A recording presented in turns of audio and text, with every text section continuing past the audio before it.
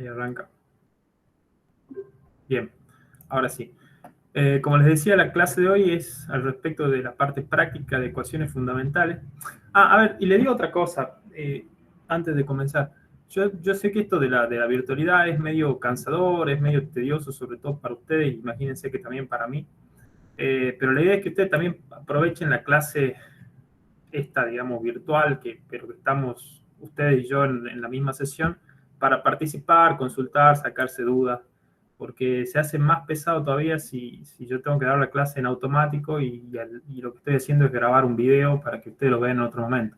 Entonces mi recomendación es que para que se haga un poco más ameno todo, traten de participar y de consultar o lo que a ustedes les parezca. Bueno, ahora sí. Ecuaciones fundamentales, la parte práctica. Les hago un repaso muy rápido por los conceptos teóricos que vieron el martes. Cuáles son las variables involucradas en los problemas de análisis estructural. Desplazamiento, deformaciones, fuerzas y tensiones.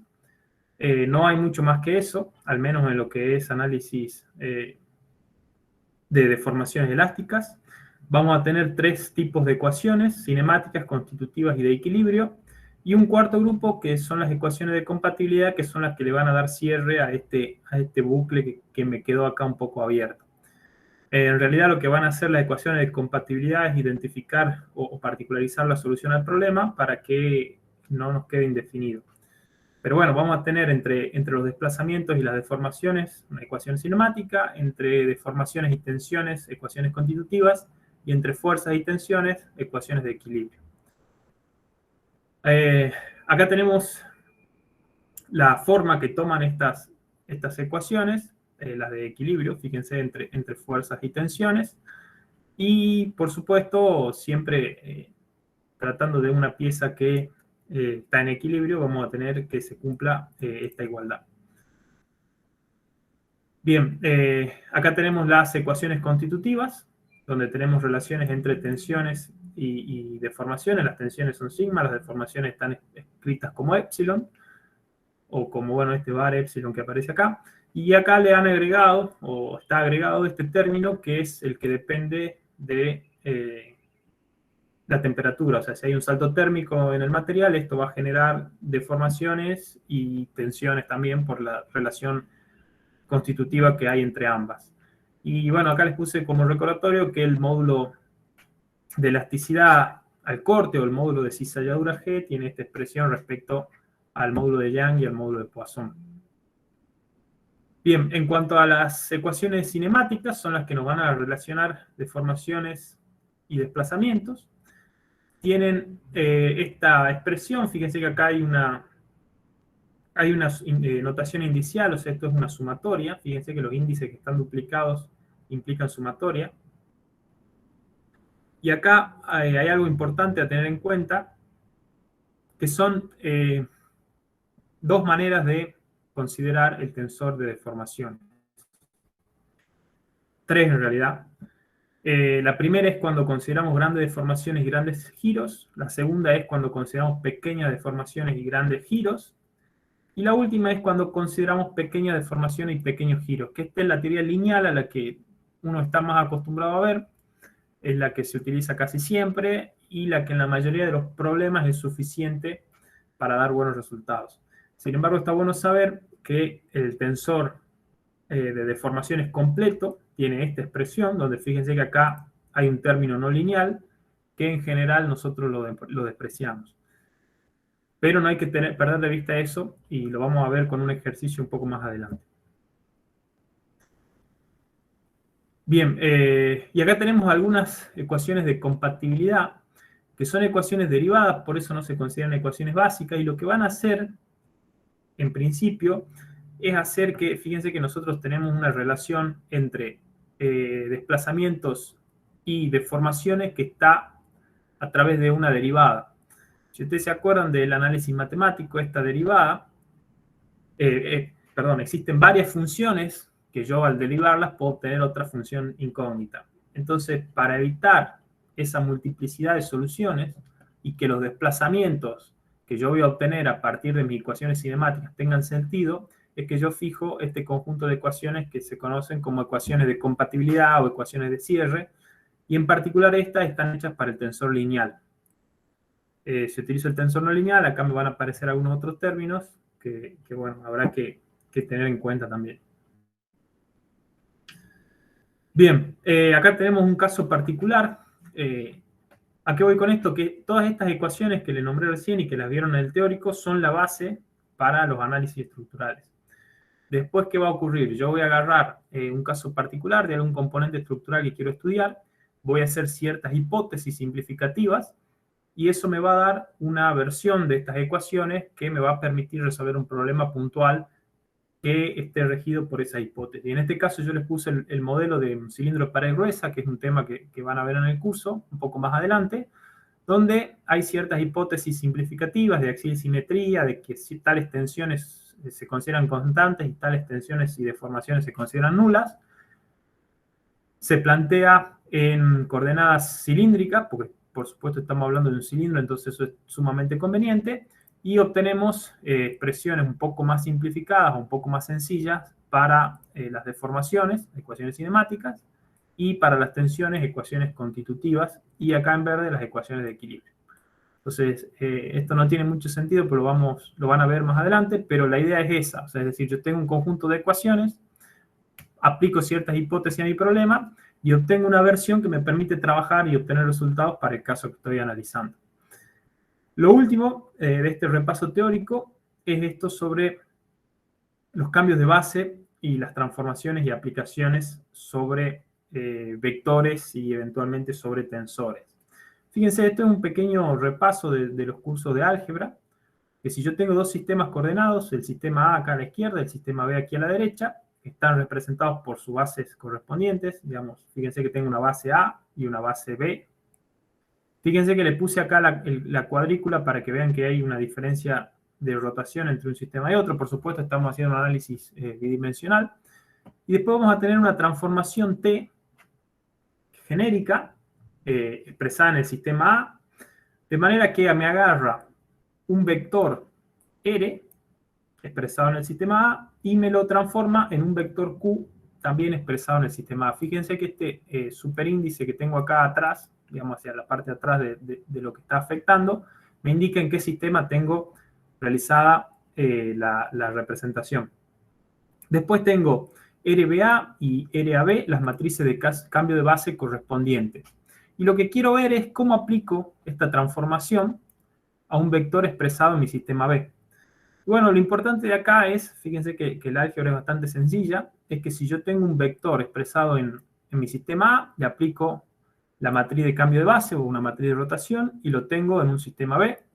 Fíjense que por tratarse de una base ortonormal, simplemente la matriz de rotación es apilar o agrupar en columnas los versores de la base.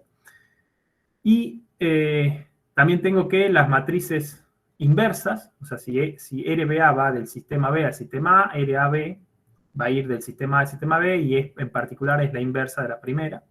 Y lo mismo ocurre con la otra, o sea, tengo un vector expresado en B, le aplico la matriz de cambio de base y lo obtengo expresado en A. Entonces, fíjense lo que vamos a hacer. Recuerden ustedes que mi transformación T me agarra un vector expresado en A y me lo transforma en otro vector expresado en A. Y yo quiero aplicársela a un vector expresado en B. Entonces tengo mi vector expresado en B, lo voy a rotar con la matriz de cambio de base correspondiente a mi vector expresado en A.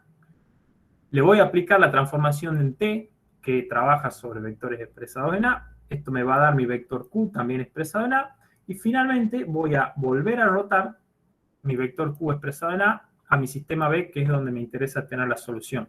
Fíjense que si yo concateno toda esta secuencia, voy a tener esto que está acá. Y fíjense que yo les había dicho que la matriz de cambio de base de un sistema a otro es simplemente la inversa de la que va en el otro sentido. Por lo tanto, la expresión final que nos interesa llegar a todo esto, y se lo hice para que lo recuerden, es que si yo quiero rotar o cambiar de base una transformación que en general va a estar expresada por un tensor o una matriz, lo único que tengo que hacer es premultiplicar por la matriz, perdón, posmultiplicar por la matriz de rotación y premultiplicar por la matriz de rotación inversa.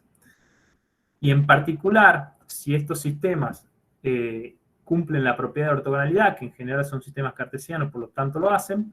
La inversa va a ser igual a la transpuesta, perdón, y la expresión final que voy a tener va a ser esta. Entonces, si yo quiero rotar un tensor, una aplicación, una matriz, que no son cosas, exactamente no son lo mismo, pero se van a representar por una matriz, lo que tengo que hacer es esta cuenta. Y todo este procedimiento me lleva a recordar, digamos, que cuando quieran hacer una rotación, que la vamos a hacer bastante, este es el procedimiento que tienen que aplicar.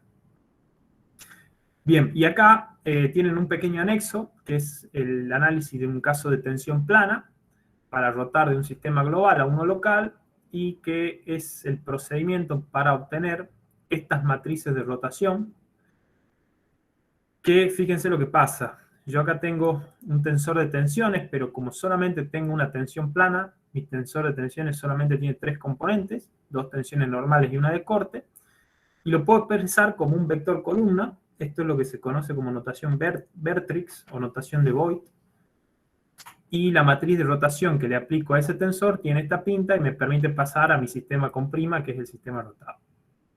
Nada, esto mírenlo, es bastante sencillo, hay pequeñas cuestiones de trigonometría ahí para seguir, pero me permite obtener la matriz de rotación esta, que la vamos a utilizar bastante. Profe, una pregunta. Sí. ¿La matriz de rotación es independiente de si el sistema está referido según coordenadas cartesianas o cilíndricas? No, no es el mismo. A ver, las coordenadas cilíndricas. Claro, si yo tengo, por ejemplo, Sí. los vectores de formación expresados en coordenadas cartesianas o cilíndricas, ¿puedo usar en los dos casos esa misma matriz T? No, te van a aparecer unos coeficientes, porque las coordenadas cilíndricas, si bien son ortogonales entre sí, o sea, los 3 versores son ortogonales, Sí. no tienen la misma unidad. Acordate que uno mide distancia, el del radio, el otro mide la distancia vertical, digamos el eje Z, y el tercer eje que te mide el ángulo, mide un ángulo, o sea, ya no mide una distancia. Entonces Claro. vas a tener que tener un pequeño coeficiente que te aparece para... a ver, si querés pasar de un sistema cilíndrico a uno cartesiano, ahora, si pasás de un cilíndrico a otro cilíndrico, ese coeficiente se te va a simplificar y te va a quedar lo mismo. Ah, bien. Pero en Es este decir, caso, sí. estamos haciendo la transformación de lo que se conoce como cartesiano, es decir, que tenemos 3 ejes ortonormales y la misma unidad en cada uno de esos ejes. Eso no hay que perder Ah, de vista. bien, o sea, esa matriz T es para el caso cartesiano. Claro, sí, Buenísimo. Gracias. de nada. Bien, y acá tenemos la inversa, digamos, la que va en el otro sentido. Perdón, este es para la transformación de deformaciones. Que acá hay una particularidad que probablemente se la han mencionado en el teórico, es de esto, fíjense que aparece la deformación de corte sobre 2, y fíjense que acá, perdón, eh, bueno, no lo tengo puesto acá, acá estoy usando el gamma 1,2 sobre 2, es lo que se conoce como epsilon 1,2. Eso es simplemente una cuestión de notación, es decir, si yo acá no utilizo directamente el gamma, estas deformaciones no tienen la integridad tensorial que uno le quisiera dar, por eso se usa ese sobre 2. En términos prácticos hay que tener cuidado. Si ustedes lo ven expresado sobre 2, tengan en cuenta que es la distorsión angular, y si lo tienen expresado como epsilon 1,2 sin este sobre 2, simplemente es la deformación por corte. Están relacionadas justamente, una es el doble de la otra. Bien, no sé si fue un poco rápido, ¿tienen alguna pregunta, algo que no les haya quedado claro del teórico antes de que pasemos a los ejercicios? Profe, sí, Sí, para hacer las rotaciones, MATLAB ya tiene cargadas esas matrices de rotación. no, ahora lo vamos a hacer con MATLAB y te muestro. No tiene carga. A ver, hay un toolbox de MATLAB que las tiene cargadas. Mi recomendación es que lo carguen a mano, porque fíjense que simplemente es la matriz siempre la misma, ténganla ustedes escrita a mano, así saben lo que están haciendo, porque el Claro. toolbox por ahí te va a definir algunas cosas de manera distinta, el eje local, el eje global, y por ahí te puede llegar a dar unos problemas, y no es tanta la... Primero que tienen que tener instalado el toolbox, en general no viene en la versión estándar de MATLAB, hay que agregarlo, y Claro. si no estás acostumbrado a manejarlo te puede dar problema numérico. O sea, que el resultado no sea lo que vos estás buscando y vos confíes en que estás rotando de manera correcta y no sea así. Así que mi recomendación es que lo hagan, escriban la matriz, son 6, o sea, una matriz. Fíjense esto, se escribe rápido y después simplemente hacen variar el ángulo θ en lo que ustedes quieran y bueno, van haciendo las rotaciones. Bien, si no tienen ninguna otra pregunta y les quedó más o menos claro el teórico, vamos a ver algunos ejercicios. Y acá es donde a mí me interesa que ustedes me traten de, antes de demostrarles cómo se resuelve el ejercicio, por lo menos me den alguna idea que se les ocurre que pueden llegar a hacer. El primero es muy sencillo, fíjense que tenemos dos placas uniformes de una sección 10×80 que están soldadas en un ángulo beta de 25 grados y sometidas a una carga de tracción de 100 kN. Y lo que yo les pido es calcular la tensión de corte en el plano paralelo al cordón de soldadura y la tensión normal perpendicular al cordón de soldadura. O sea, lo que quiero saber es cuáles son las tensiones que van a actuar sobre lo que tengo que soldar para ver si la soldadura que yo voy a aplicar ahí va a resistir o cómo la dimensiono para que resista tales tensiones. Mientras ustedes van pensando cómo vamos a hacer eso, les dejo acá dos comentarios que son más bien conceptuales y teóricos de lo que es la diferencia entre un frame, un marco de referencia, y un sistema de referencias o un sistema de coordenadas. Fíjense que cuando uno habla de frame o de marco de referencia, esto es un concepto físico que está relacionado al observador y al estado de movimiento de dicho observador. Y únicamente caracteriza el estado de movimiento. Y cuando uno habla de un sistema de referencia o un sistema de coordenadas, ya tiene el concepto matemático que define el lenguaje a utilizar para describir las observaciones. Fíjense que yo puedo poner un frame en cualquier parte, pero si yo quiero empezar a medir, necesito un sistema de referencia o un sistema de coordenadas. Esto que me preguntaba recién Nicolás sobre la diferencia entre una coordenada cilíndrica y una coordenada cartesiana o rectangular. Puedo tener el mismo frame y poner sobre ese frame un sistema de referencia cilíndrico o uno rectangular, y evidentemente lo que voy a medir en cada uno de esos sistemas van a ser cosas distintas o van a tener expresiones diferentes. Esto es más bien un repaso conceptual que está bueno siempre tenerlo en cuenta para no mezclar los conceptos. Pero en términos prácticos uno siempre tiene el frame, el sistema de referencia y el sistema de coordenadas todo junto, porque no puede hacer cuentas sin uno sin los otros, entonces es como que se superponen bastante. Bien, hecha esa salvedad, ahora sí, ¿quién me dice qué es lo primero que debería hacer para calcular las tensiones sobre el cordón de soldadura? Díganme algo, por lo menos. ¿Podría repetir la pregunta, profe? Perdón. Para resolver el ejercicio, fíjense que tengo esta placa que por algún motivo está cortada con a un ángulo de 25 grados y la tengo que soldar, y quiero la tensión de corte en el plano paralelo al cordón de soldadura, o sea, la tensión de corte a la cual está sometido el cordón, y la tensión normal a la cual está sometido el cordón, que va a ser perpendicular al plano donde estoy soldando. Fíjense Sacamos que acá, primero los valores de las tensiones. ¿de cuál tensión? De la que están en el eje, el X, digamos. Bien. Antes que eso, y yo quizá acá les hice trampa porque les di los ejes dibujados, lo primero que vamos a hacer en cualquiera de este tipo de problemas, y yo se los recomiendo que lo tomen como algo habitual, es definir los ejes por los cuales están trabajando.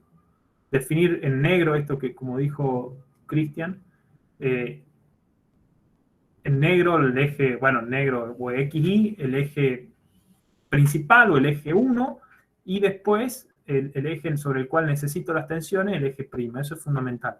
Entonces, bien, calculo las tensiones. Después, en el eje este negro, en X y Y. Que fíjense que es bastante simple. Suponemos que esto es uniforme, entonces la fuerza sobre el área transversal, no hay mucha vuelta. Y después habría que rotar esas tensiones a los ejes prima, sería. Bien. ¿Y cómo los roto? ¿No sería con la matriz de rotación que vimos recién? Habría que armar primero el tensor de tensiones, me parece. Ahí va mejor. Primero el tensor de tensiones y después rotamos. Bueno, también vamos encaminados. Vamos a ver cómo se resuelve. Fíjense, está acá, como ya están definidos los ejes, está lo que hacemos lo que dijo Cristian. O sea, calculamos la tensión, que en este caso yo le puse sigma 0, porque es la única que está trabajando. Y después lo que dijo, creo que fue Bruno, armamos el tensor de tensiones. Y fíjense que yo acá se lo puse en un cuadro, que tenemos que definir el sistema de referencia antes de calcular nada. O sea, yo no puedo largarme a calcular tensiones, ni fuerzas, ni ninguna variable que tenga una dirección asociada si no defino la referencia sobre la cual voy a trabajar. Entonces eso es muy importante.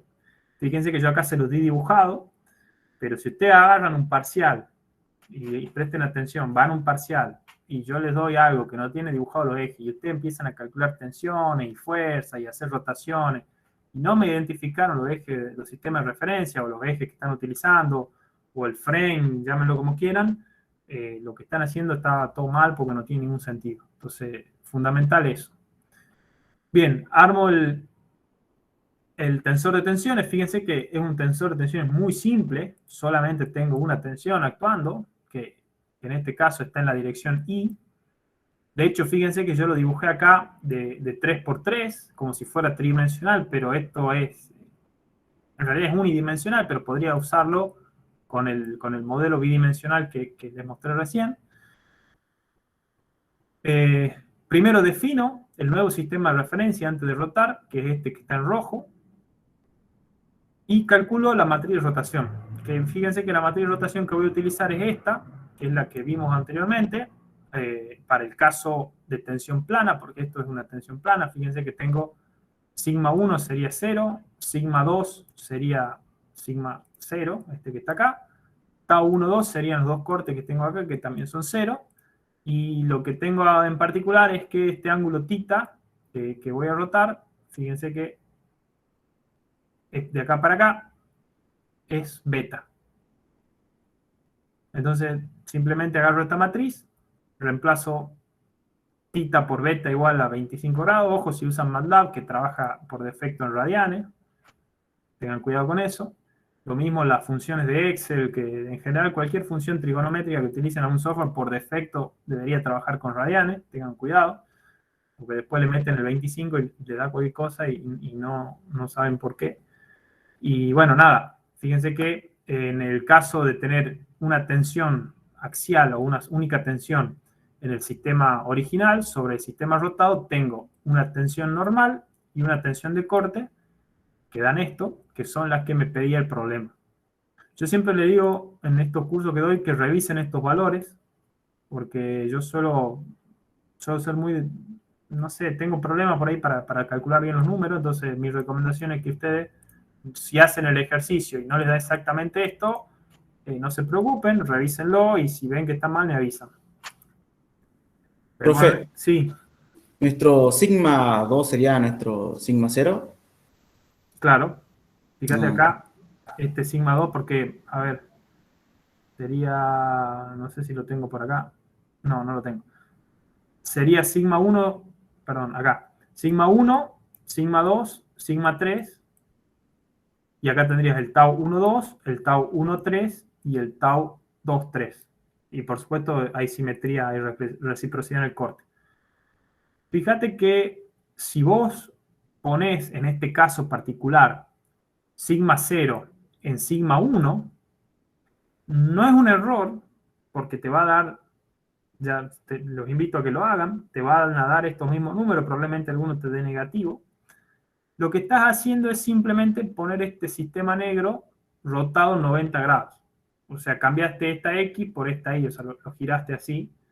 Y eso es algo que en principio vos podrías hacer porque tu sistema de referencia es arbitrario. Yo acá, sin dar demasiadas explicaciones, decidí que estas fuerzas actúan en la dirección Y o la dirección 2. En general, X y Z, 1, 2, 3. Esa es la convención que vamos a utilizar, lo cual tiene mucho sentido.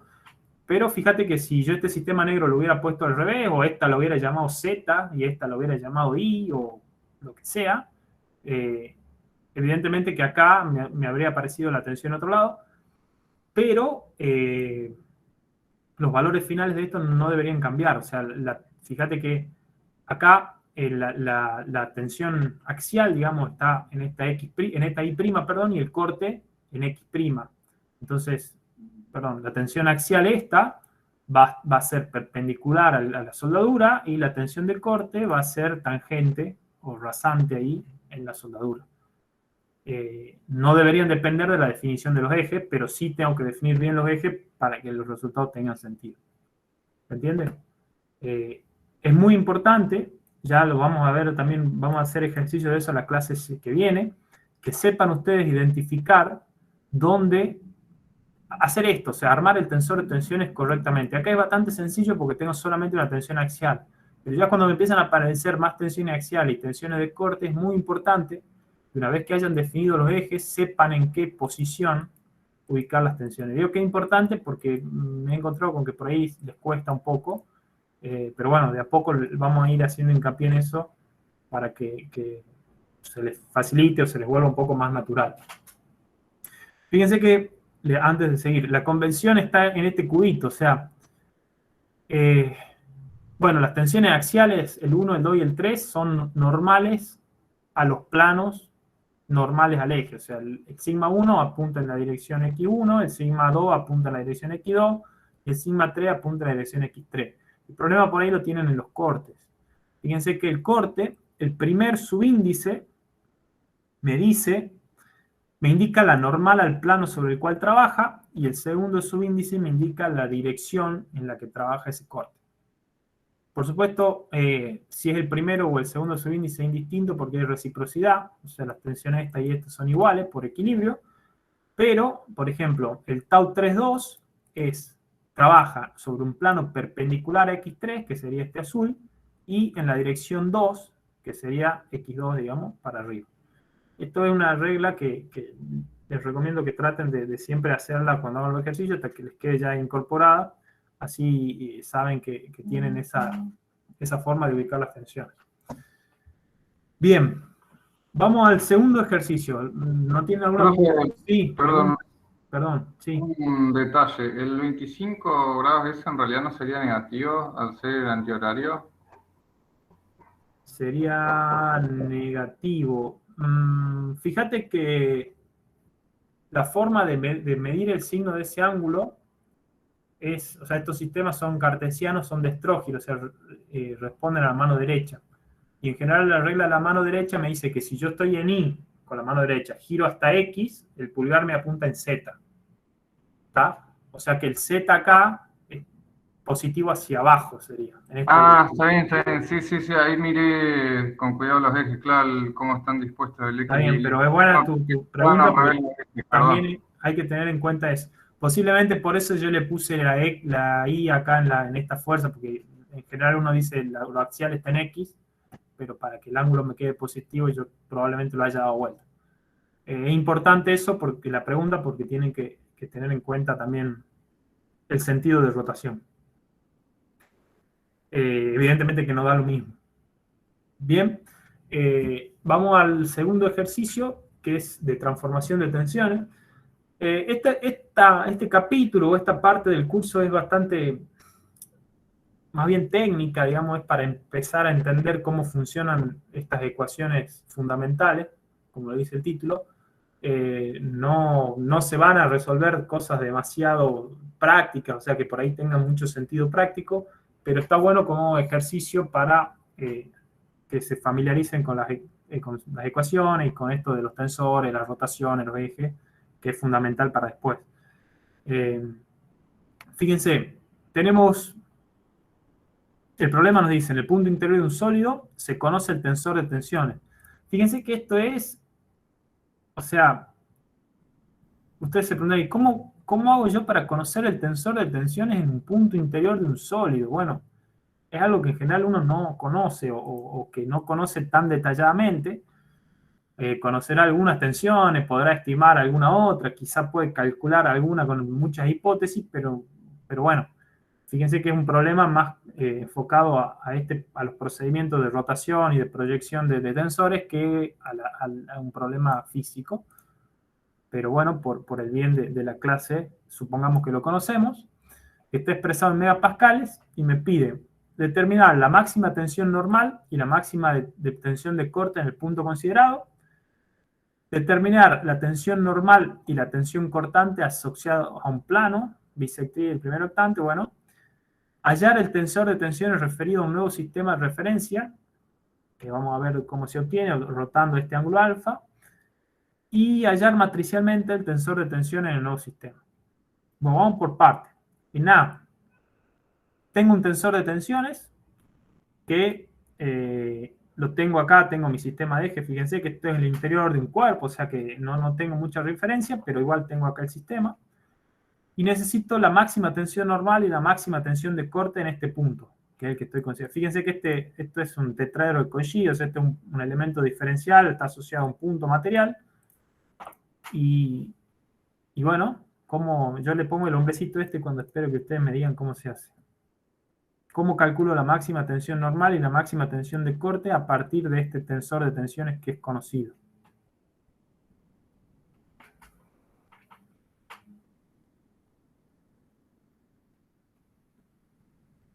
¿Alguna idea?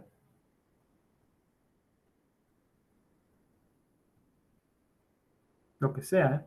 Profe, Sí. en el teórico están las ecuaciones 14 y 15 para... Decime qué dicen las ecuaciones, porque por ahí Sí. sí. A ver, ¿La viste, profe? ¿Cómo? multiplica el tensor por los versores, los componentes BI y BJ. Eso es para el B. Yo quiero la máxima tensión normal y la máxima tensión de corte. Claro, a ver, ahí lo tienes un poco. No sé, creo que ¿Las direcciones principales será? bien, ahí está. ¿Y te animás a decirme qué es una tensión principal? O sea, ¿O es la alguien? tensión que no genera... No hay corte. tensión de corte, ahí está. Claro. ¿Son las que están en la diagonal principal, puede ser, profe? No. Va por el O lado de sea, que no hay... Sí, Sí, el estado tensional no tiene tensión de corte. bien. Ahí va, mejor. ¿Y de qué depende el estado tensional? ¿Cambia el estado tensional o qué es lo que cambia? Rota. Rota A mí me gustó más. O sea, vamos a pasar en limpio. Yo tengo un tensor de tensiones general, o sea, general me refiero a que está expresado en un sistema de referencia arbitrario, que en este caso es este, y me da este tensor, ¿no? Entonces yo lo que tengo que buscar es ingeniármelas para rotar este tensor de cierta forma para solamente tener tensiones normales. Es decir, que este número, perdón, que este menos 240 que tengo acá se vuelva a 0, este menos 240 se vuelva a 0, y por supuesto los elementos de la diagonal principal van a cambiar, o sea, no van a ser estos mismos. O sea, ahí alguien me dijo, los de la diagonal principal, bueno, no, porque si yo tengo acá algo que es distinto de 0, estos números, así como están acá, no son tensiones principales. Y a ver si alguien se acuerda de los cursos de álgebra, ¿qué era eso? De un tensor o de una matriz genérica, digamos, ya cuando no estoy asociado al tensor. Los autovectores, ¿no, profe? Casi. Autovectores son Los vectores. valores. Autovalores. Autovalores. Ahí estamos. ¿Y qué son los autovectores? Los vectores evaluados en los autovalores, ¿no? Lo que ocuparían las direcciones principales Eso me gustó más. en la diagonal principal. Ah, bien. Claro, los autovalores van a ser en definitiva los números que me van a quedar acá sobre la diagonal principal, y los autovectores me van a indicar en qué direcciones se producen esos valores principales. ¿Se entiende cuál es la diferencia? Entonces, volviendo al ejercicio, yo tengo este tensor escrito así, ¿qué es lo que tendría que hacer? ¿Calcularle qué?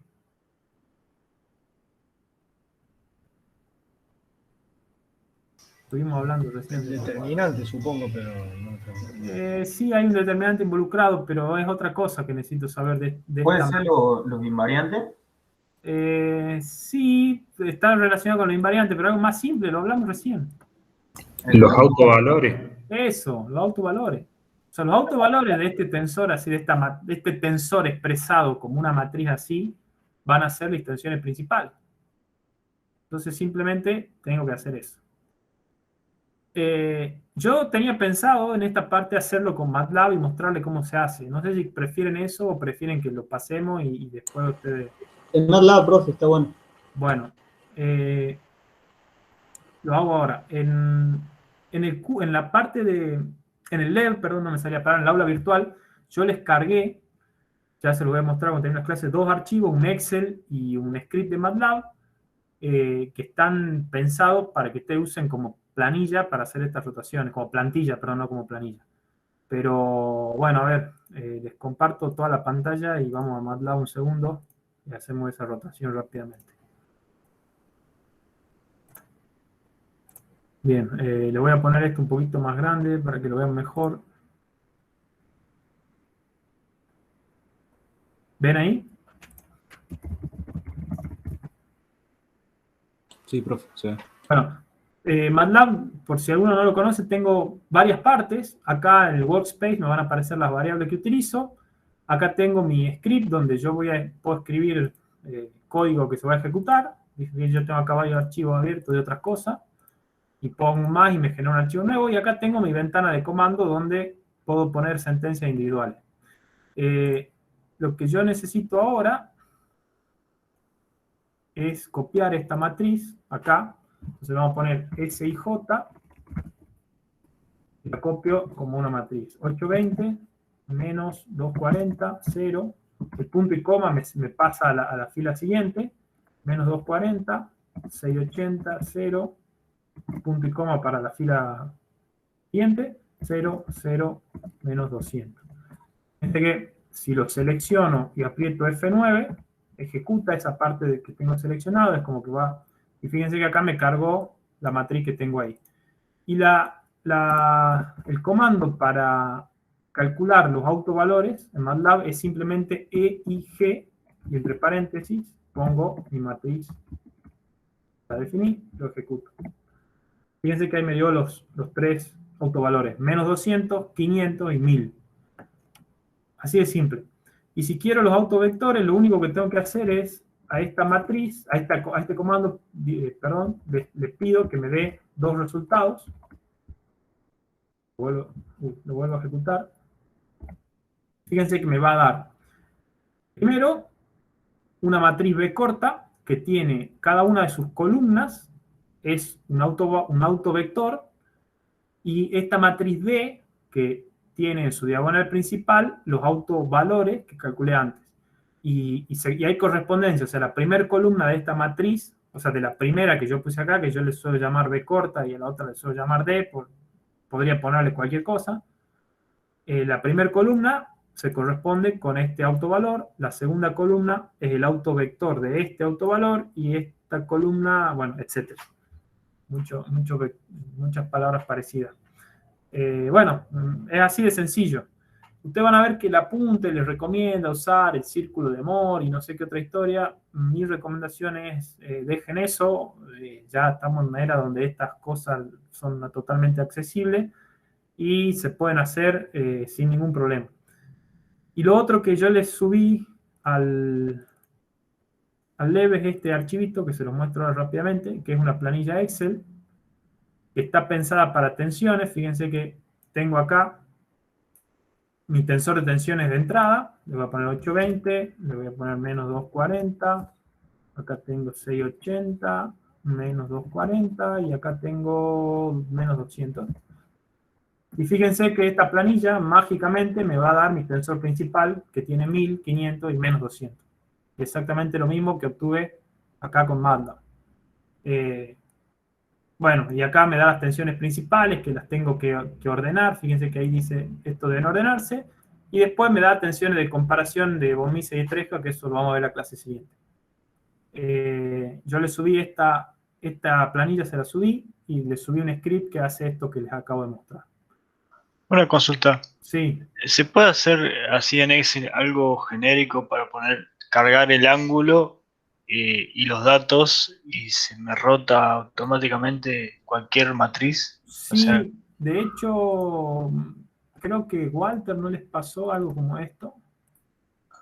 Sí, sí, algo así. La verdad que no entré a verlo bien, pero creo que sí. Acá, fíjense que esta planilla, yo la verdad que en base a esta, yo saqué esta que les mostré recién, porque me interesa más, digamos, solamente eso, pero fíjense que acá él les calcula todas las otras cosas. Les deja poner el versor, les calcula el vector de tensiones, le hace... Pero fíjense que detrás de todo esto están involucradas todas estas ecuaciones, que si bien están cargadas acá, están cargadas, ¿ves? Fíjense que son estas ecuaciones las que están cargadas en esta planilla, son ecuaciones relativamente, no son complejas, pero son engorrosas y uno puede cometer errores de acá si es menos, si es el cubo, si es el cuadrado. Bueno, nada, tengan cuidado con eso, o sea, revísenlo. Lo bueno de MATLAB es que con 3 caracteres ustedes se resuelven el pleito y ya está, y saben que lo que les da les pueden tener confianza. Yo traté en base a esto, sacarle esta un poco más en limpio, para que no sea tan compleja, pero bueno, hacen la misma cosa, no hay problema. Y si ustedes quieren practicar un poco, también pueden sentarse y programar esto, o programar algún script de MATLAB que les permita.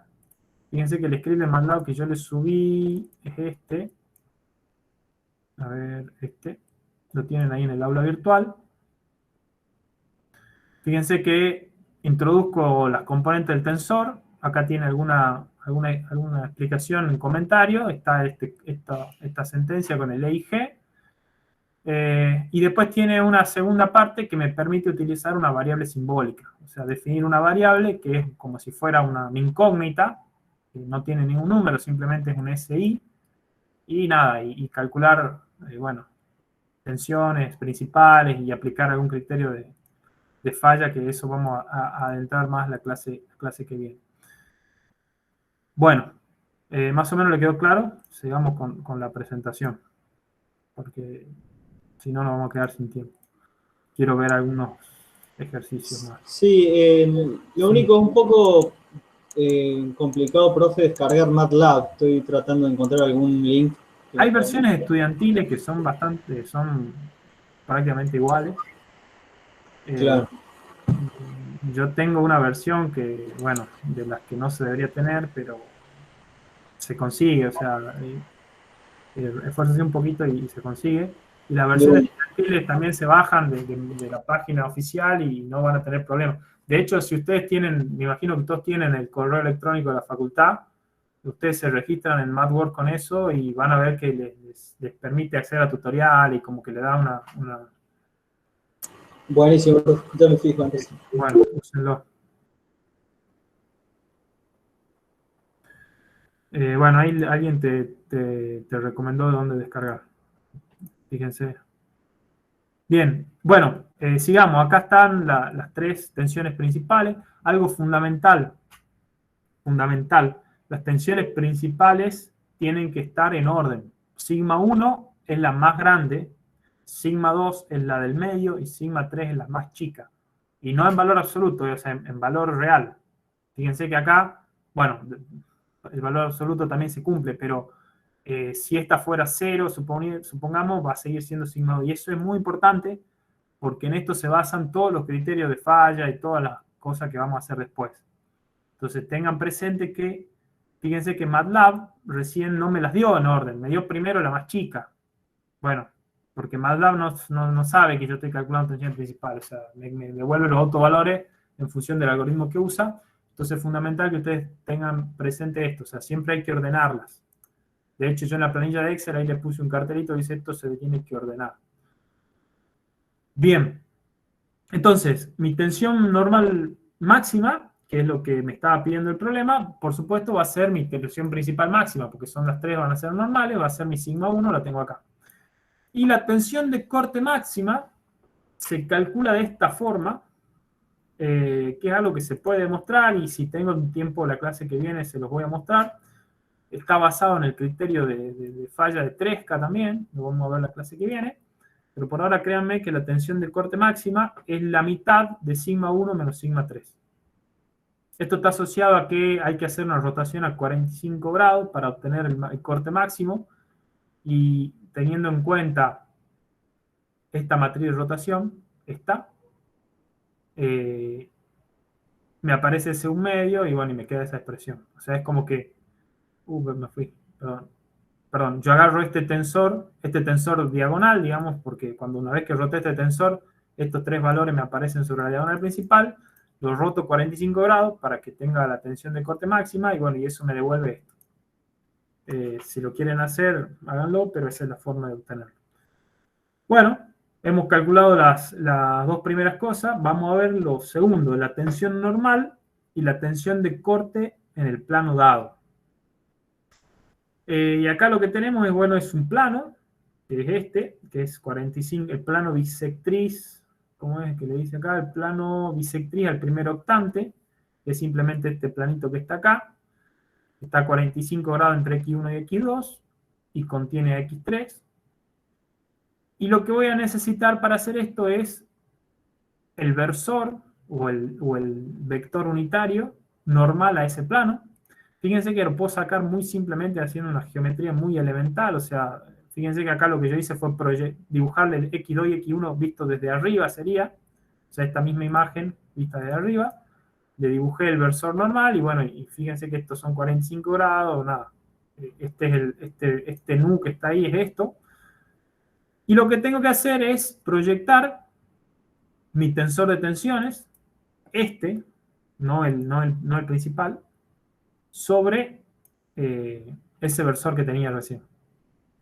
Y haciendo eso, en términos matriciales, es multiplicar matriz por vector, si lo quieren hacer por MATLAB.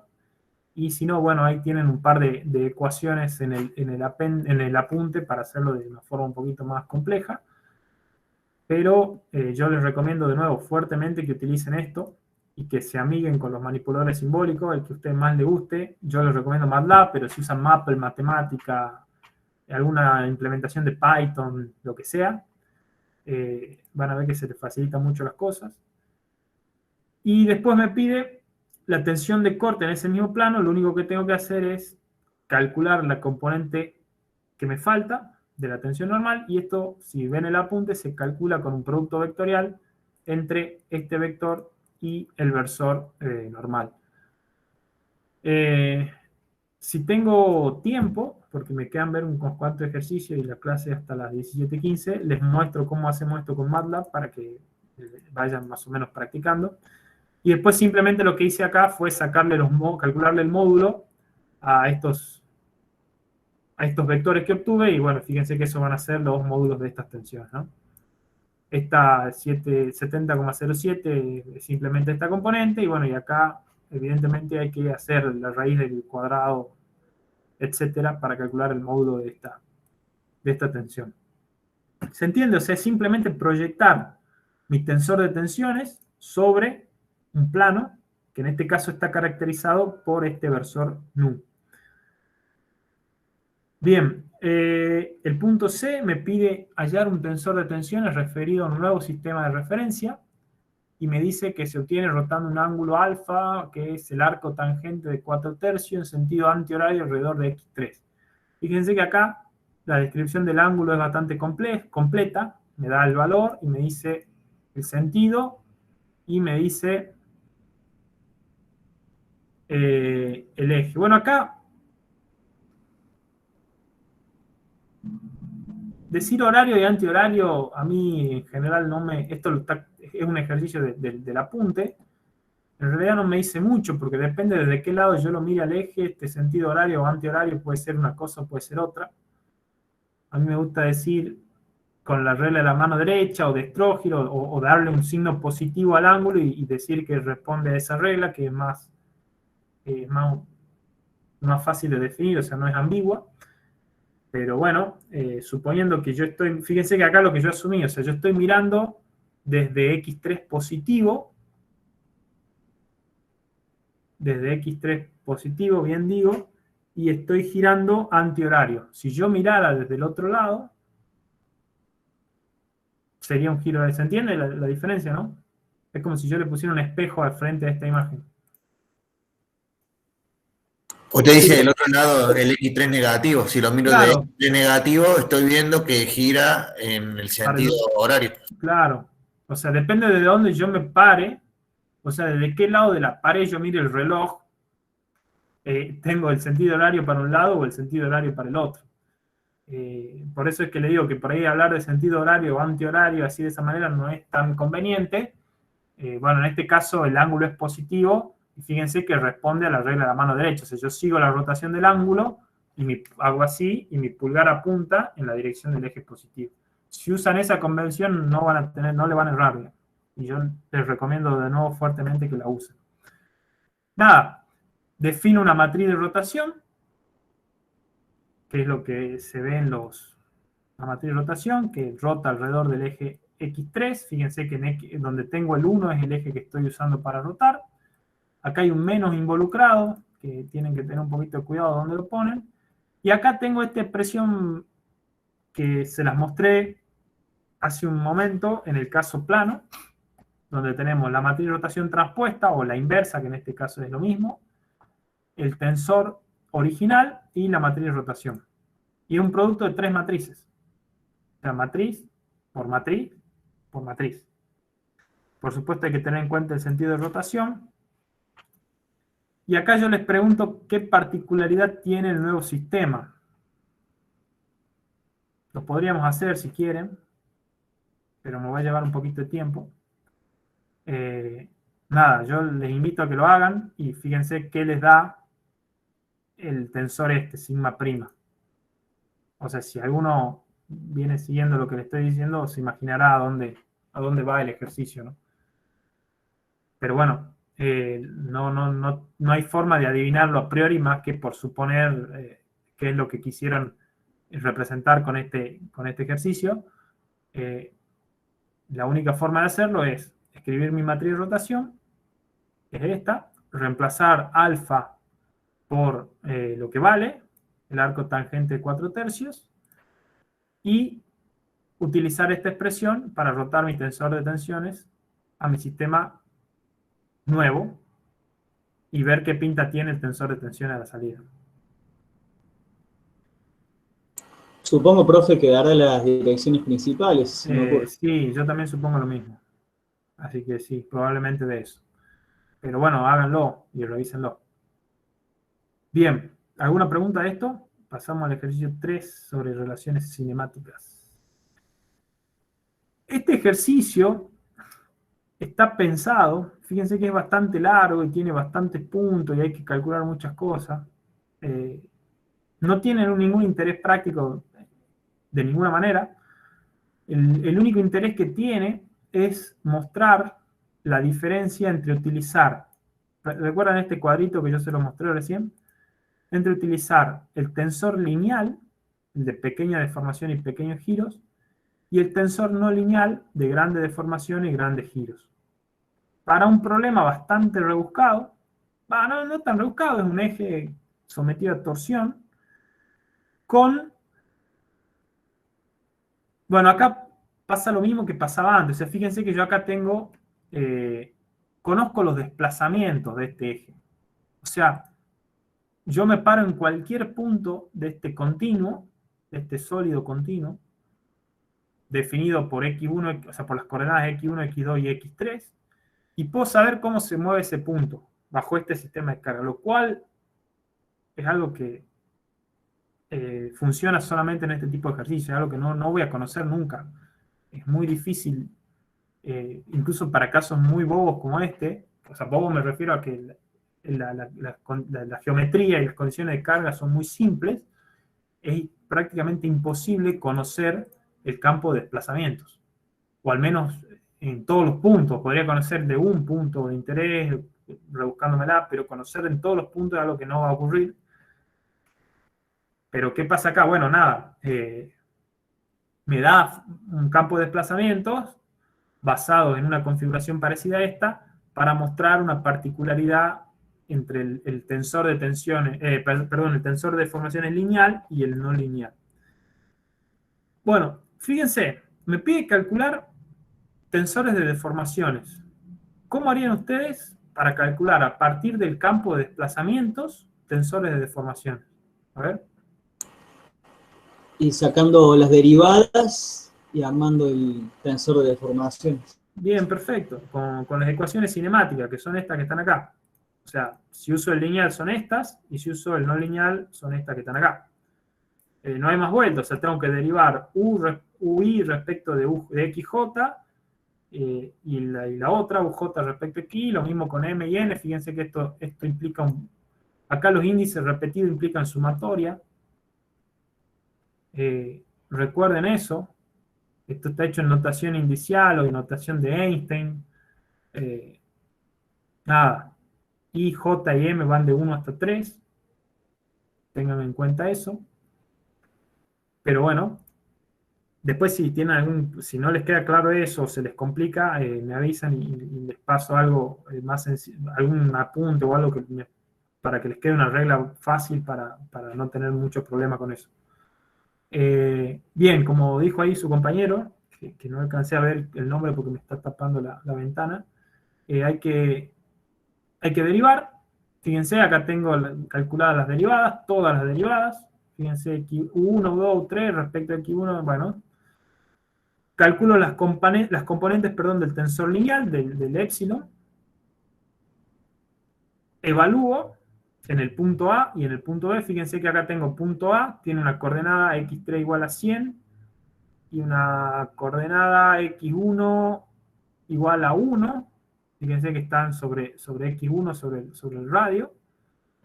Entonces, tengo estas expresiones y reemplazando X1, X3 y X2, que en este caso es 0 por sus valores, calculo estos números, que fíjense que son muy chiquitos algunos.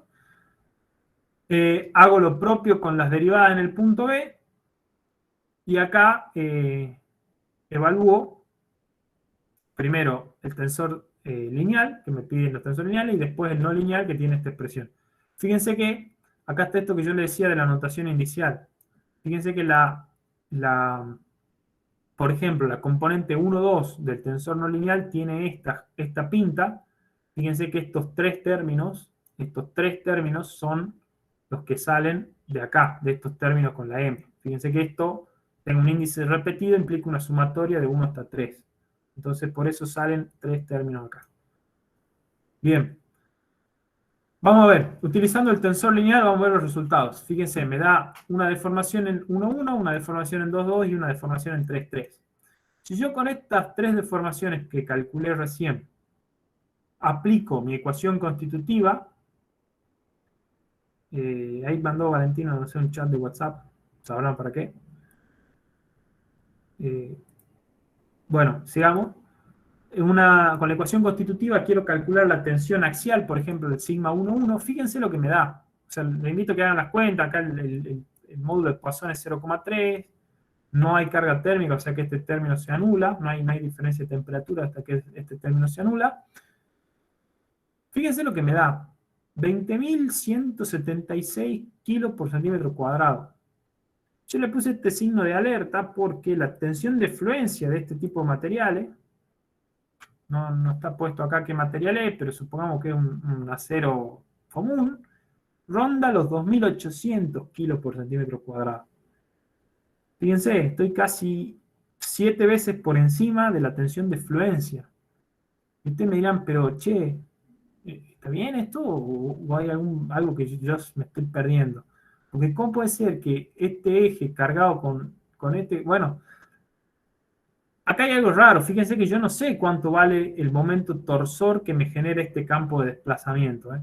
Porque si este momento torsor sería ridículamente alto, quizá este valor esté bien. Pero hay otro problema. Fíjense que yo tengo un momento torsor aplicado sobre un eje que está libre, o sea, no tiene ningún tipo de restricciones. ¿Y a ustedes qué les parece? Esto debería generar en este punto y en este punto, que son los extremos, o en cualquier otro punto del sólido, si quieren, alguna carga axial, o sea, alguna carga en la dirección sería X1, digamos, en este sentido. ¿Qué les parece? En principio no, profe. Bueno, claro, en principio no, y es cierto, no, o sea, una carga, un momento torsor aplicado en un eje que no tiene restricciones, no debería generar tensiones normales. y mucho menos tensiones normales de este calibre. Entonces, el problema acá es que estoy resolviendo un problema donde los efectos no lineales son significativos con un modelo lineal.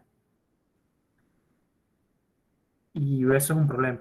O sea, el modelo lineal en general funciona, y funciona bastante bien para casos cuando las cosas son pequeñas, o sea, cuando no hay demasiadas distorsiones, pero en algunos casos el modelo lineal se queda corto y me produce errores de esta característica.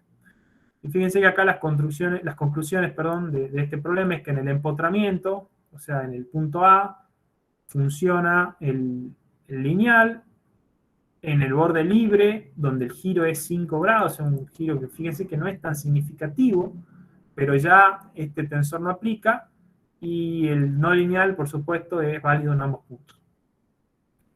Bueno, nada, es como algo para tener en cuenta acá, digamos, hay que tener cuidado, tener presente que uno está trabajando con un tensor lineal, y que eso puede ser un problema cuando se obtiene resultados. Profe, pero esa conclusión la llegó al final, cuando comparó el sigma de fluencia con el valor que le dio. Ahí ya se dio cuenta, ¿no? De antemano, ¿o no? No, de antemano no. En general, cuando te aparece, en general no por el valor de la tensión, sino por la dirección de la tensión. O sea, cuando te aparece una tensión que no debería aparecer en ese estado de carga. Y vos me preguntarás, o alguien me preguntará, y bueno, ¿y cómo sé yo si estoy trabajando bien con el lineal o necesito un análisis no lineal? Y la verdad es que es difícil de saber. O sea, en general, va a ser... A ver, van a ser pocos los casos, este caso está muy rebuscado para que pase algo como esto. O sea, en general, si yo utilizo el modelo lineal, voy a obtener cosas de menos. ¿Se entiende? O sea, no es que me va a dar una tensión ridículamente alta como en este caso. Si yo utilizo un modelo lineal en un caso donde necesito la no linealidad, voy a estar calculando cosas de menos, lo cual también es peligroso y es problemático. Pero bueno, la forma más fácil o la más intuitiva de darse cuenta es conocer cuáles son las hipótesis de mi modelo lineal. Fíjense que los modelos lineales plantean el equilibrio en la condición indeformada. ¿Qué quiere decir esto? Que si yo tengo una viga y la cargo así, y esta viga se flexiona mucho, y ya el modelo lineal no debería dar buenos resultados. Porque yo estoy planteando el equilibrio en la condición indeformada. ¿Qué otra cuestión? Por ejemplo, el acortamiento por flexión. Si yo tengo algo que se flexiona lo suficiente como para tener que considerar que la viga se acorta, eso es un efecto de casi de tercer orden, o más incluso. Entonces, evidentemente que ahí mi modelo lineal ya no estaría funcionando. Si tengo grandes giros, o sea, si tengo... Fíjense que en general... ¿qué hace el modelo lineal? Primero plantea el equilibrio en la condición indeformada y después aproxima los giros, las tangentes con los ángulos. ¿Se acuerdan de eso? Fíjense que si mi ángulo es grande, los invito a que hagan una curva, ya sea en Excel o en MATLAB, hagan crecer el ángulo y vayan calculando la tangente. Fíjense hasta qué valor de ángulo ustedes se animarían a decir que la tangente es igual al ángulo. Bueno, ahí es donde donde uno debería empezar a pensar la validez del modelo. ¿Y cuál es la otra versión de la historia? Que el modelo lineal es muy noble y en general se estira, o uno lo estira, porque hacer cuentas con este tipo de expresiones no es para nada fácil. Entonces, ni siquiera utilizando elementos finitos o haciendo formulación de elementos finitos con modelos full no lineales no es para nada fácil. Y computacionalmente es muy costoso, entonces uno suele empezar a agregar las no linealidades de a poco. Entonces utiliza un modelo intermedio que más o menos se ajuste a cierto caso. A ver, la conclusión de esto es que tengan presente que en general uno está trabajando con un modelo muy simplificado y que puede haber una posibilidad de que ese modelo esté excedido por el caso que estoy analizando. Bueno, otro problema de relaciones constitutivas, que es bastante simple. Tengo este cilindro enterrado en un pozo. Cuando está enterrado en un pozo, la idea de esto es que no le permite que se deforme, digamos, en los laterales y en la base. Y tengo una tensión, que ya la tengo calculada como tensión, aplicada en la dirección X3. Tengo los datos del material, estos datos, parecería un aluminio por los valores. Esto debería tener unidades, por algún motivo no las tiene, pero bueno, eso es fundamental, se las voy a agregar. Siempre que escriban lo que escriban, pónganle al lado las unidades, no me dejen números sueltos, no hagan esto que hice yo acá. Me parece que quedó fuera de la... o me olvidé de poner, no sé. El módulo de Poisson sí no tiene unidades, pero esto debería tener unidades, las mismas unidades que esto. Nada, tengo las ecuaciones constitutivas en variables principales. Fíjense que tengo sigma 1,1, sigma 2,2, sigma 3,3 y los 3 épsilon también principales. Tengo los términos de temperatura, pero en este caso no los voy a considerar. ¿Y qué me está pidiendo, determinar el estado tensional y las deformaciones en el interior del cilindro confinado? Bueno, a ver. ¿Qué opinan? ¿Qué hago? Lo primero escribo acá las unidades. ¿Y después? Sí, y se me cancelarían todas las deformaciones, las de X1 y las de X2. Me quedaría solo las de X3. Perfecto. Esa es la idea del confinado. Bien, vamos a ver. Efectivamente, hemos tachado todas las, por supuesto, las de corte y las en 1,1, las epsilon 1,1, las epsilon 2,2. Lo mismo acá. Acá tenemos esta condición de simetría que me dice que las tensiones de corte son recíprocas. Bueno, esto es lo que decía su compañero. Y me queda esta expresión para calcular la deformación 3,3. Perdón, profe, ¿por qué la epsilon 1, 2 no lo tachamos? ¿Por qué no tachan la epsilon 1, 2? No te escuché, Y perdón. la epsilon 1, 2 y la epsilon 1, 3. Sí, la podés tachar, pero en principio lo que te va a dar esa condición no es el confinamiento, o sea, no es que el cilindro esté confinado, sino que no va a desarrollar tensiones de corte. O sea, son como que dos cosas distintas. El confinamiento te va a restringir las axiales, eso va a producir que vos no tengas tensiones de corte, y al no tener tensiones de corte se te van a cancelar estas que están acá.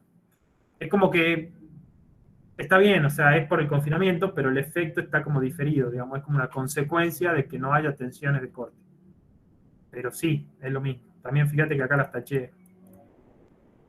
Así que bueno, fíjense que la única ecuación que me queda acá es esta última, donde tengo las tensiones. Fíjense que estas tensiones solamente son funciones de sigma 3, perdón, del epsilon 3,3, que aparece acá, y aparece acá.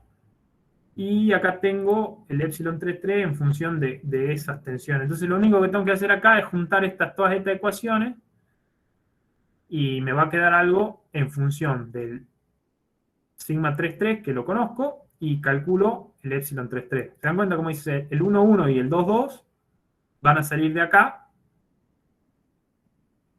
Y o sea, tengo que combinar estas cuatro ecuaciones. Nada, tengo una sola incógnita y un dato. Calculo el epsilon 3,3, háganlo, fíjense, reemplacen acá las ecuaciones estas, y fíjense que les da esto mismo. Y después, con este valor, calculo las tensiones que me faltan. Y tengo sigma 1,1, sigma 2,2 y sigma 3,3, por supuesto el dato, y armo mi tensor de tensiones.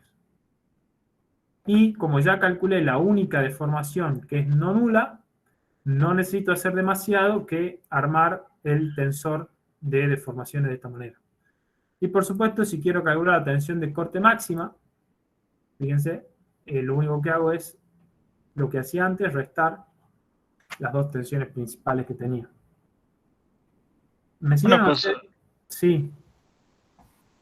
No, consulto el cálculo de las tensiones que se obtenieron. Sí. Ya directamente son o sea, ¿por qué son directamente las tensiones principales? Porque las calculé con las expresiones para tensiones principales. Fíjate que esta ecuación... Sí, tienes razón. Claro. Claro. Profe, Eso Sí. por simetría, ¿qué pasaba? ¿Cómo no entendí esa parte? Que por simetría el 1-2 es igual al 2-1, digamos. Es simplemente eso. Claro, claro, Y que sí, el sí. 2-3 igual al 3-2, nada, eso nada más. Claro, claro, la fila esa, claro, ¿no? Sí, sí, ahora Sí, entendí.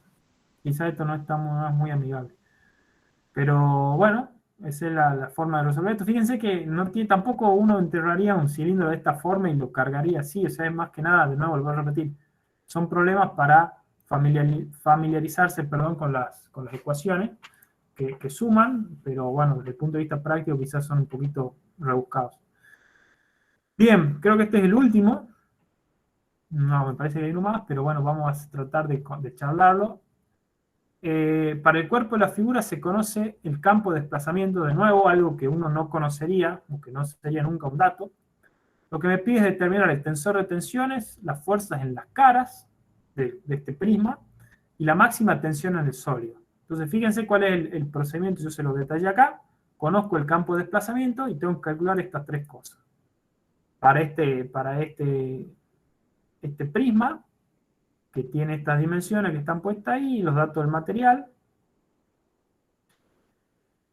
Este valor A vale esto, fíjense que A vale 10 a la menos 4, es simplemente un factor de escala, tengo los tres desplazamientos, y me pide tensor de tensiones, fuerza en las caras y máxima tensión en el sólido. Fíjense, ¿se acuerdan? Cuando está el hombrecito, yo pretendo que ustedes me digan cómo se hace.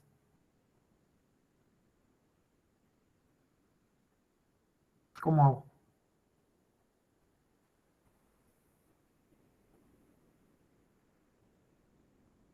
Es parecido a lo de recién. ¿No tendríamos que derivar como hace rato? Bien, y con derivar, ¿qué vas a obtener? Ahí no me acuerdo. Las tensiones, ¿no era? De nuevo, La deformación específica. deformaciones, Sí. cualquiera. Si después veo que se anulan ciertas derivadas, pueden ser principales o no, pero recuerden que en principio, si yo no tengo la más mínima idea de cómo se deforma esto, que yo viéndolo así no la tengo, porque no tengo cargas, digamos, o sea, si tuviera una carga yo te podría decir, che, mira, si la carga va para allá, esto probablemente se deforme de tal manera, pero como tengo el campo de desplazamiento no lo sé, entonces derivo y calculo las deformaciones. Si se anulan, y si no se anulan, no se anulan. Bien, y después con las deformaciones, ¿qué hago? Y voy con las relaciones constitutivas y calculo Vale. la tensión. Bien. Estamos hasta ahí. Entonces, tensor de deformaciones lineal, calculo estas derivadas, sumo lo que tengo que sumar. Fíjense que, casualidad, principales, o sea, este sistema de ejes que tengo acá, son direcciones principales, entonces mis deformaciones solamente tengo sobre la diagonal principal. Recuerden que A es un factor de escala. Calculo el tensor de tensiones con estas deformaciones, utilizo las relaciones constitutivas. Fíjense que el término de nuevo, el de temperatura, no va a aparecer. Si tuviera algún salto térmico lo incluyo. Recuerden que este alfa es el coeficiente de dilatación térmica, que es un dato del material. Que como no hay salto térmico ya ni aparece, pero bueno, podría aparecer y debería tenerlo en cuenta.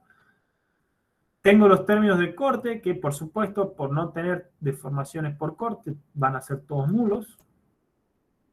Bien, armo el tensor de tensión, entonces ya tengo el 1. Fíjense que armo el tensor de tensión. Y ahora necesito fuerza sobre las caras. ¿Qué se le ocurre?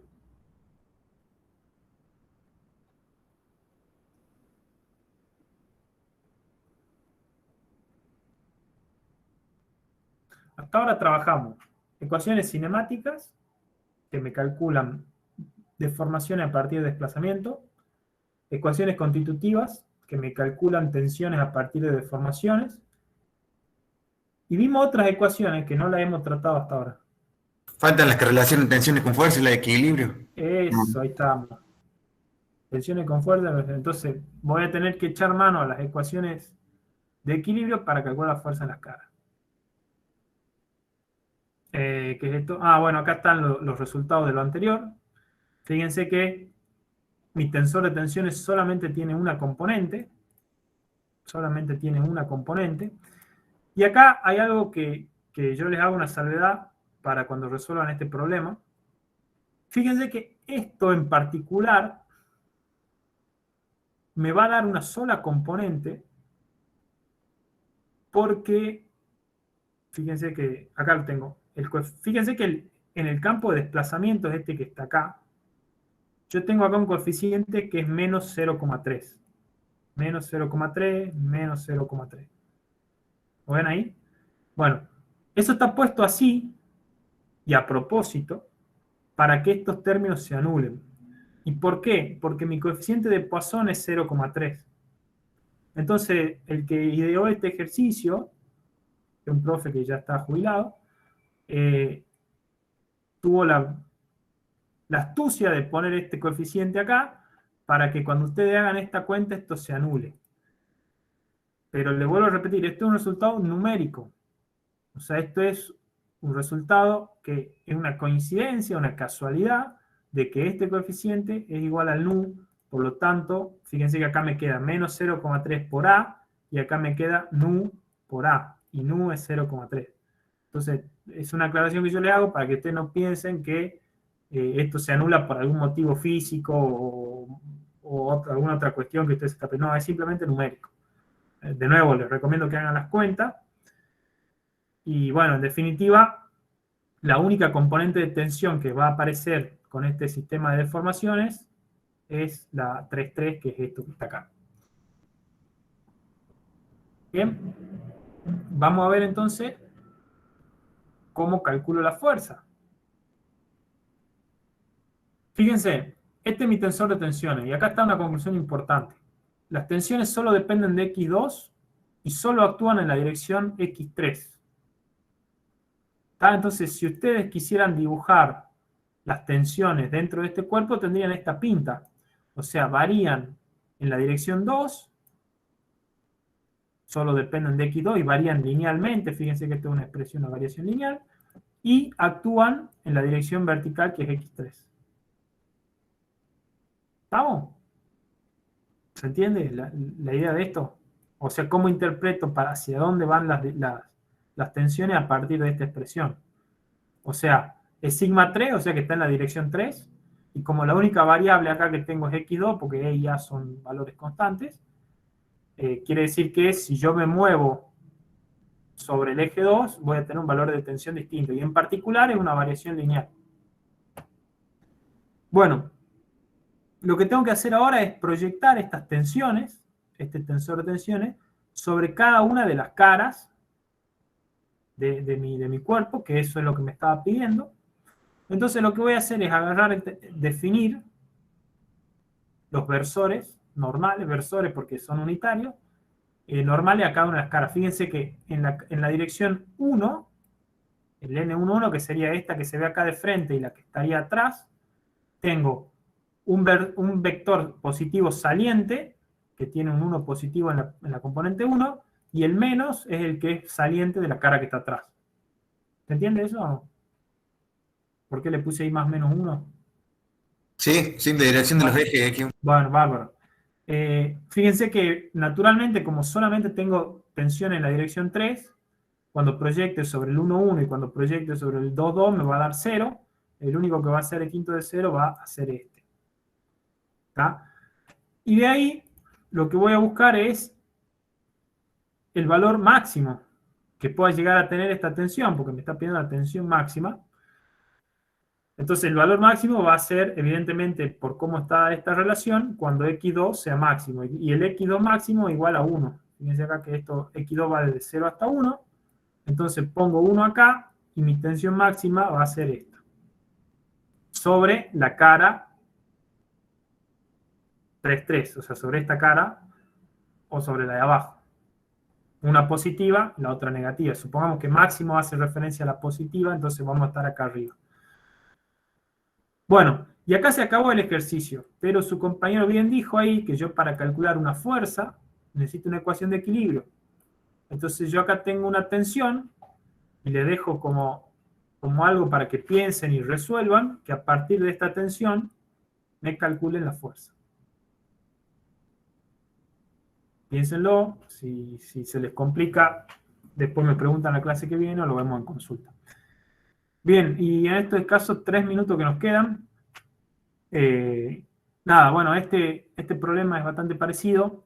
Lo único que tiene acá es que por fin hemos puesto un salto de temperatura. Fíjense que un caño de acero fue montado a 20 grados centígrados, tiene los extremos empotrados, le pide determinar las tensiones en la parte central cuando circula un fluido que disminuye la temperatura del caño en 15 grados centígrados, despreciar efectos locales, borde de arrastre. Bueno, nada, acá fíjense que es importante saber, tener en cuenta esto, que el fluido disminuye la temperatura del caño en 15 grados, o sea que mi delta T van a ser 15 grados. Acá tienen el coeficiente de dilatación térmica del material. Y fíjense lo que dice, teniendo en cuenta las hipótesis, no existen tensiones en la dirección X3. Fíjense que yo acá saqué un parche, un pedacito, un pequeño parche del material y lo escribí acá. Definí mis ejes, X1, X2, X3 es el que está saliendo. Y como desprecio los efectos locales de borde y de arrastre, no voy a tener tensiones en la dirección esta, X3. ¿Se entiende? Por lo tanto, se trata de un estado plano en el que además, sigma 1, que sería la tensión esta, la tangencial, también es 0. Esto fíjense que sale de analizar cómo está montado el caño, ¿no? Y por lo tanto, lo único que voy a tener va a ser una deformación epsilon 1, que la voy a despejar de acá, y una tensión sigma 2, que la voy a despejar de la otra expresión constitutiva. Fíjense que no se lo hago un poquito más lento porque no tenemos más tiempo, pero síganlo, es simplemente hacer un análisis de cómo son las tensiones en este punto y calcular, bueno, la única tensión que resulta de calentar y enfriar este caño que está empotrado en los dos extremos. Fíjense que tiene sentido, ¿no? Porque si yo caliento algo, lo empotro arriba, lo empotro abajo y después lo enfrío, y el único desplazamiento, si yo estoy suficientemente lejos de los bordes, que es esto que despreciar efectos locales de los bordes, o sea, si el caño es virtualmente infinitamente largo, la única tensión que me va a figurar a mí va a ser la en el sentido vertical, que en este caso es X2. Si uno lo piensa de esa forma, tiene sentido, y bueno, y por eso me da esto que me da. Bueno, hasta acá la clase de hoy. Ya estamos en hora. No sé si tiene alguien alguna pregunta, algo que... Profe, respecto al práctico, ¿cuándo estaría disponible? Bien, ahí les digo eso. Bueno, no sé si alguien tiene preguntas de los ejercicios, de algo que le haya quedado antes de pasar a... Profe, yo tenía una pregunta. ¿A qué se hacía referencia a esto del efecto de arrastre? O sea, el efecto local de borde entendí, digamos, como que tiene que estar alejado del efecto borde. de arrastre es la resistencia, digamos, que le generaría el fluido al pasar por el caño. Ah, bien, bien, bien. Gracias, O sea, profe. porque te pone que circula un fluido, podría haber puesto que se llena con un fluido que no circula, pero en ese caso te debería hablar de presión interior, entonces... Claro, por la viscosidad y todo eso. Claro, es decir que el fluido no genera carga sobre el caño, solamente le baja la temperatura. Bien, bien, bien. Gracias, profe. De nada. ¿Algo más? ¿Alguien más? Profe, sí, yo tengo una duda en el ejercicio, creo que era el 9, a ver, el 5, perdón. Sí. Cuando saqué la matriz de las derivadas de los desplazamientos y la evalué en el punto A, ese que es 10, 0 y 1000, no me coincide con el resultado por algunos ceros. No sé si hay algún error en el enunciado, en el factor A, que es 0,0001. Porque revisé por todos lados y no encuentro errores. O sea, las Perdón, ¿de cuál me estaba hablando? ¿De este me estaba hablando? Del ejercicio, ese que era el cilindro con el momento torsor. Sí. A ver, ahí está. Sí, exactamente, ese mismo. El 3, claro, está puesto con 3. Bueno, sí. fíjate que acá puede ser un problema de escala, de unidades. Fíjate que acá está puesto en 1, 0 y 100. Ah, bien, ahí está, porque en el apunte teórico sale como 1000 y el valor de A sale en 3 ceros. Bueno, sí, hay un tema ahí. Bueno, no importa, no es culpa de ustedes. Es un problema de quién escribió ese apunte y de la cátedra y de cómo qué unidades quieren que se den los